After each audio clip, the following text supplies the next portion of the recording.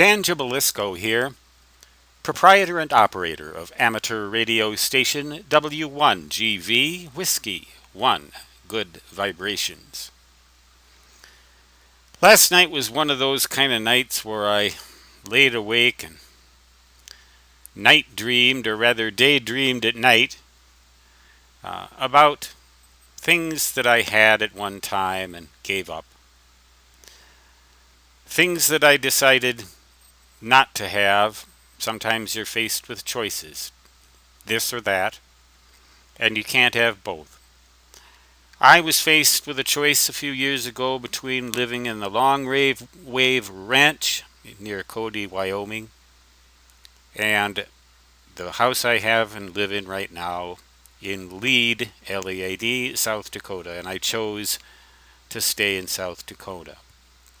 I was renting the Long Wave Ranch, a view from which you see here, to a really great guy who really liked the place. I drove a hard bargain and got my full asking price, and as a result derived quite a profit when I sold that ranch to him.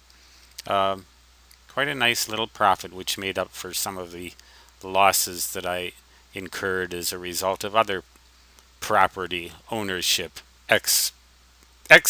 No, I don't know the word. It doesn't occur to me.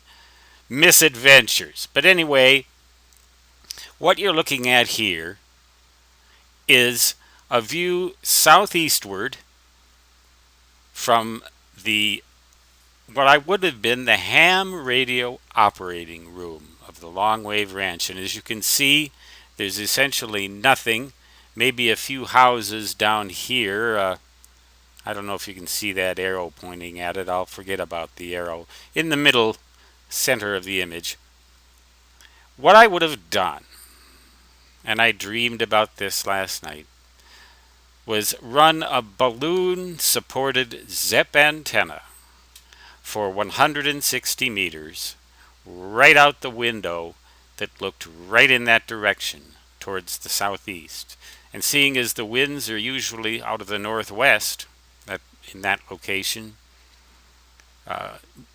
the antenna would have a kite or balloon supported Zepp antenna, depending upon the wind conditions, would have flown, sort of hung out over this vast empty gully.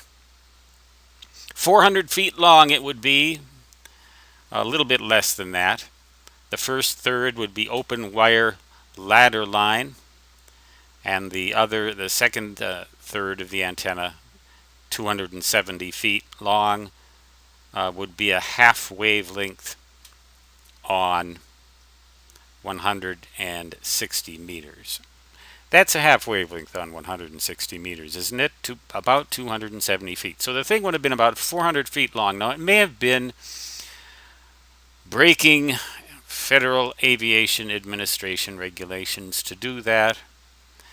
I may have had to have lights on the thing, or it may have been too close to an airport, or this and that. I have no idea. It's been too long, and I never checked into those things. But when you have daydreams, you're constrained by no regulations at all, and I was constrained by none, and neither are you. So imagine yourself in the middle of a cold winter night. There aren't very many warm winter nights in Wyoming.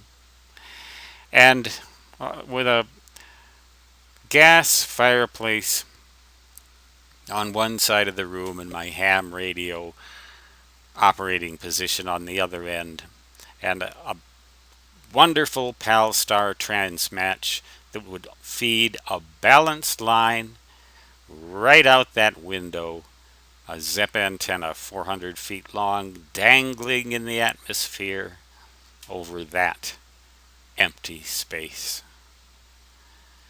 Not much thunderstorm activity in the winter in Wyoming on those cold nights, and I'll bet being practically nowhere from nowhere, I would have had great communications on 160. Great DX Oh, it would have been a daydream come true. But 'twas not to be. Guess I'll have to wait till some other life, when there are other long wave ranches, other ham radio hobbies, other ham radio rigs. Ham radio exists in every life on every planet. You knew that, didn't you? I did. I'll have to wait until I get to live one of those lives, and then I'll check it out. Bet I'll have a blast. So would you. Stan Gibilisco, W1GV, Whiskey 1 Good Vibrations, which was, of course, on my mode would be da da da da da da da da da dit da da, saying 73 and so long, which in every universe, on every ham radio, always translates in CW to da da da da da.